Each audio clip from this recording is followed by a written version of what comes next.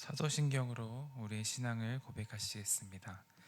전능하사 천지를 만드신 하나님 아버지를 내가 믿사오며 그 외아들 우리 주 예수 그리스도를 믿사오니 이는 성령으로 잉태하사 동정녀 마리아에게 낳으시고 본디오 빌라도에게 고난을 받으사 십자가에 못 박혀 죽으시고 장사한 지 사흘 만에 죽은 자 가운데서 다시 살아나시며 하늘에 오르사 전능하신 하나님 우편에 앉아 계시다가 저리로서 산 자와 죽은 자를 심판하러 오시리라. 성령을 믿사오며 거룩한 공회와 성도가 서로 통하는 것과 죄를 사하여 주시는 것과 몸이 다시 사는 것과 영원히 사는 것을 믿사옵나이다. 아멘. 찬송가 9장 함께 찬양하시겠습니다.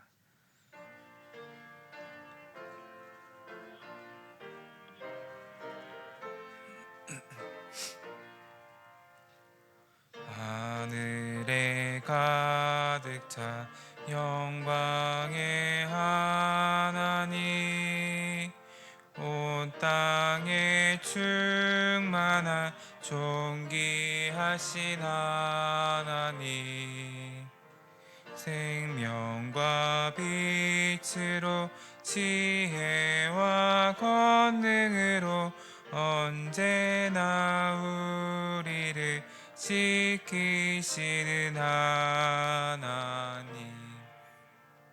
성부와 성자와 성령 삼위의 하나님, 우리 예배를 받아주시옵소서. 사랑이 넘치는 자비하신 하나님, 은혜가 풍성한 구원의 하나님, 자매의 심령에 평안을 주시옵고 죄악과 허물을 용서하여 주소서. 찬송과 영광과 생명 구원의 하나님, 우리 예배를 받아주시옵소서. 연약한 심령을 굳게 세워주시고 우둔한 마음을 지혜롭게 하시고 주의 뜻 받들어 참되게 살아가며 주 말씀 따라서 용감하게 하소서. 권능과 지혜와 사랑 은혜의 하나님, 우리 예배를 받아주시옵소서. 주 앞에 나올 때 우리 마음 기쁘고 그 말씀 힘되어 새 희망이 솟는다. 고난도 슬픔도 이기게 하시옵고 영원에 잇대어 살아가게 하소서. 우리의 자랑과 기쁨 생명의 하나님, 우리 주시옵소서.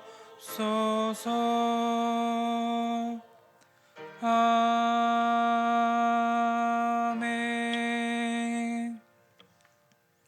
오늘 우리가 함께 나눌 말씀은 에스라서 3장 1절부터 13절 말씀입니다. 에스라서 3장 1절부터 13절 말씀, 제가 가진 성경으로는 구약 713쪽에 있습니다. 에스라서 3장 1절부터 13절 말씀, 구약 성경 에스라서 3장 1절부터 13절 말씀 다 찾으셨으면 한 절씩 교독하도록 하겠습니다. 이스라엘 자손이 각자의 성읍에 살았더니 일곱째 달에 이르러 일제히 예루살렘에 모인지라.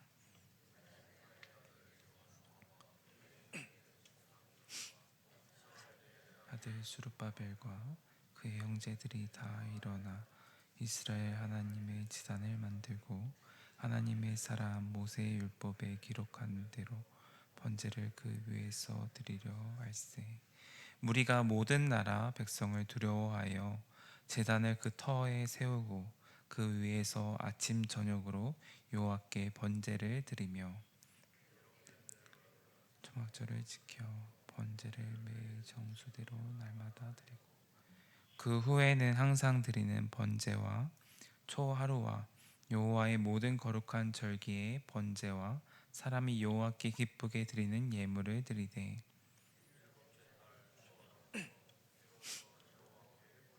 그였으나 그때 여호와의 성전 지대는 미쳐 놓지 못한지라. 이에 석수와 목수에게 돈을 주고 또 시돈 사람과 두로 사람에게 먹을 것과 마실 것과 기름을 주고 바사왕 고레스의 명령대로 백향목을 레바논에서 요파 해변까지 운송하게 하였더라. 둘째 달에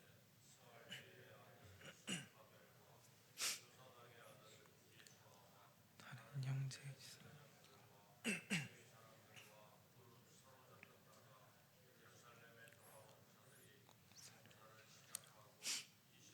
이상의 이 사람들을 세워 여호와의 성전 공사를 감독하게 하매 이에 예수아와 그의 아들들과 그의 형제들과 감미엘과 그의 아들들과 유다 자손과 헤나다 자손과 그의 형제 레위 사람들이 일제히 일어나 하나님의 성전 일꾼들을 감독하니라.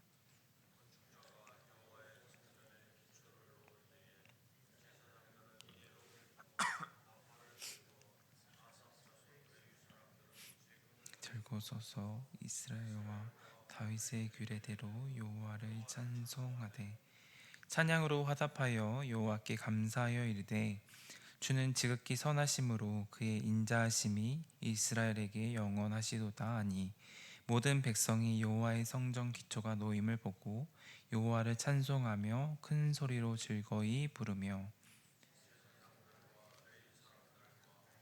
많은 족장들을 저 성전을 보았으므로 이제 이 성전의 기초가 놓임을 보고 대성통곡하였으나 여러 사람은 기쁨으로 크게 함성을 지르니 함께 읽겠습니다. 백성이 크게 외치는 소리가 멀리 들리므로 즐거이 부르는 소리와 통곡하는 소리를 백성들이 분간하지 못하였더라. 아멘. 이른 새벽에 주님의 전에 나오시면서 5분의 성도님이 1,000번째 예물을 드셨습니다. 또한 한 분의 성도님께서 감사의 예물을 드리셨는데 감사의 제목을 나누도록 하겠습니다. 하나님 아버지 감사드립니다. 우리 성현이 수능을 잘 준비할 수 있도록 하나님 주관하소서. 아멘. 네, 이번 새벽 예배에 나오신 모든 성도님들을 환영하고 축복합니다. 오늘 또 주 안에서 은혜가 가득하기를 소망합니다. 오늘 본문 에스라서 3장 말씀은요, 바벨론 포로에서 돌아온 유다 백성들이 예루살렘에 정착한 이후 처음으로 여호와께 예배를 회복하는 내용을 다루고 있습니다. 특별히 성전 재건의 실제 공사가 시작되기 전에 예배 회복이 우선이 되었음을 보여주고 있으면서 본문 전반에 걸쳐서 종교적인 정체성과 또 공동체 회복이 신학적인 주제로 다루고 있는 게 특징입니다. 먼저 1절에서 일곱째 달에 이르러 일제히 예루살렘에 이스라엘 자손이 모였다라고 말씀하고 있습니다. 여기서 일곱째 달이라고 하는 것은요, 유대 달력 기준으로 보면 매우 중요하게 여기고 있는 달입니다. 이 유대 달력 기준으로 유대 전통에서 매우 중요하게 여겨왔는데, 왜냐하면 레위기 23장에서 기록되어지고 있는 속죄일, 또 초막절, 나팔절 등 이런 중요한 절기들이 포함되어져 있는 달이 일곱째 달이기 때문입니다. 특별히 초막절은요, 광야에서 머물고 있으면서 하나님의 보호와 인도하심을 기억하는 날이라고 할 수 있습니다. 백성들은 초막에 머물면서 하나님과 동행했던 과거를 기념하던 날이었죠. 그런 날들이 있는 달들이 모여 있는 달이 바로 일곱째 달이라고 할 수 있습니다. 그렇게 중요한 달로 사람들이 모였다라고 하는 거죠. 이어서 각자의 성읍에 거하였다라고 기록하고 있습니다. 이런 표현은요, 포로 귀한 자들이 예루살렘뿐만 아니라 조상의 고향으로 각각 흩어져 살아갔지만 정착하면 있었지만 모여들었다라는 표현으로 이러한 절기를 기념하기 위해서 예루살렘 중심으로 공동체가 형성되어져 되고 있음을 보여주고 있습니다. 그렇게 모인 공동체가 2절에서는 하나님의 제단을 만들고 율법에 기록한 대로 번제를 그 위에서 드린다라고 말씀하고 있습니다. 이게 참 중요한 부분이라고 생각이 듭니다.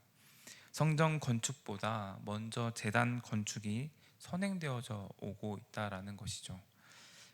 이 성전 건축보다 먼저 제단이 건축되어져 온 게 선행되어졌다라는 것은 공동체가 제사를 통하여서 하나님의 임재를 먼저 구하고 있음을 보여주고 있습니다. 특히 번제는 히브리어로 올라가다라는 의미에서 제물 전체를 불태워 드리는 헌신의 상징을 보여주고 있는 제사의 모습을 보이고 있습니다. 그만큼 공동체가 온전한 헌신으로 하나님께 나아가고자 함을 보여주고 있다라는 것이죠. 물론 이 이스라엘 공동체를 위협하는 외부의 나라들이 존재하였고 그들을 두려웠지만 그 위협 속에서도 예배의 회복을 우선하고 있습니다. 그 모습으로 4절부터 6절을 보면 초막절을 지키고 있죠. 즉 1절부터 6절은요, 하나님께 예배를 드리는 행동이 성전 건축보다 먼저 진행되어지고 있음을 보여주고 있습니다. 예배의 본질은 그 무엇보다도 하나님과의 관계 회복이 있다라는 것이죠. 그것을 중요하게 여겼기 때문에 이 공동체가 하나님 앞에 먼저 나아가서 예배를 드리며 하나님의 임재를 구하고 있는 것입니다. 그리고 그렇게 이어서 7절부터 9절을 보면요, 성전 건축과 또 성전 건축 준비와 기초 공사를 시작하는 모습을 보게 되어집니다. 7절에서는 두로와 시돈에서 백향목을 들여오고요, 건축 자재와 인력 준비를 8절부터 9절에서 성전 건축을 위한 감독자 레위인을 임명하고 제사장 중심의 조직을 세우고 있음을 보게 되어집니다. 즉 예배 공동체가 실제적인 건축 사역을 시작하고 있는 단계를 보여주고 있는 거죠. 그리고 마지막 10절부터 13절은 성전 기초를 놓는 것과 공동체의 반응을 보여주고 있는데, 10절부터 11절은 제사장과 레위인이 기초를 놓는 것에 감사와 찬양을 올려드리고 있고, 12절부터 13절에서는 장로들이 옛 성전을 기억하며 통곡을 행하고 있고, 젊은 세대들은 기뻐하며 소리가 뒤섞이고 있음을 기록하고 있습니다. 이렇게 여러 가지의 반응들로 성전을 건축하는 거에서 통곡하기도 하고 기뻐하면서 환호하는 모습을 보이는 뜨거운 반응을 보이고 있는 거죠. 하나님 앞에 예배를 드리는 것을 먼저 우선시하고 그 하나님을 예배 드릴 성전을 건축하는데 기뻐하는 모습과 또 통곡하면서 감격하고 있는 모습을 보이고 있습니다. 오늘 우리는 이러한 본문의 모습을 통해서, 이러한 내용을 통하여서 몇 가지 적용을 구하고자 합니다. 먼저 예배의 감격은 기다림 끝에 온다라는 것을 한번 생각해 보았으면 좋겠습니다. 본문의 시작 상황이 어땠는지 혹시 잘 아시겠습니까? 백성들이 각자의 성읍에서 예루살렘으로 모여드는 장면으로 시작하고 있었죠. 그들은 이제 막 바벨론 포로에서 돌아왔고 삶은 여전히 불안정하고요. 예루살렘은 폐허의 상태에 있습니다. 그러나 그들은 율법대로 제단을 세우고 번제를 드립니다. 심지어 3절을 보면 두려워하여서 제단을 그 터 위에 세우라고 말하고 있죠. 외부의 위협 속에서도 예배를 선택하는 결단이 있었다라는 것입니다. 여기에는 감격이 없었습니다. 불안하고 긴장하고 피로하기도 합니다. 하지만 그들은 하나님과의 관계를 가장 먼저 회복하고 그것을 회복하고자 제단을 쌓았다라고 하는 것이죠. 사랑하는 우리 제2가족 성도 여러분, 감격은 갑자기 오는 것이 아닙니다. 하나님은 불안함 속에서 드려지는 예배, 감정보다 신실함을 앞세운 예배를 기뻐 받으시는 분인 줄 믿습니다. 그렇게 하나님 앞에 준비되는 마음으로 언제나 하나님 앞에 나아가는 귀한 우리 모두가 되기를 소망합니다. 두 번째는요, 감격은 준비하는 자에게 온다라는 것입니다. 성전 건축이 시작되기 전에 백성들은 건축 자재를 준비하고 일꾼들을 조직하고 레위 사람들을 세워서 감독하게 하였습니다. 어떻게 보면 이 과정이 뭔가 굉장히 비영적인 모습처럼 보일지도 모르겠습니다. 행정적인 부분도 보여지고 자금이 보여지고 조직과 인력 관리를 세우는 모습들을 보이고 있기 때문이죠. 그러나 이것이 바로 하나님께 예배를 준비하는 모습이다라는 것입니다. 감격은 이러한 준비된 순종 속에서 자라난다라고 생각이 듭니다. 하나님은 이러한 자세를 진심과 중심을 보시는 분이십니다. 성전의 기초가 놓이기까지 공동체는 하나 되어서 묵묵히 자신들이 맡은 일들을 순종하고 돌을 쌓고 준비하면서 나아가고 있기 때문입니다. 감격은 이처럼요, 갑작스럽게 솟아나는 모습이 아닙니다.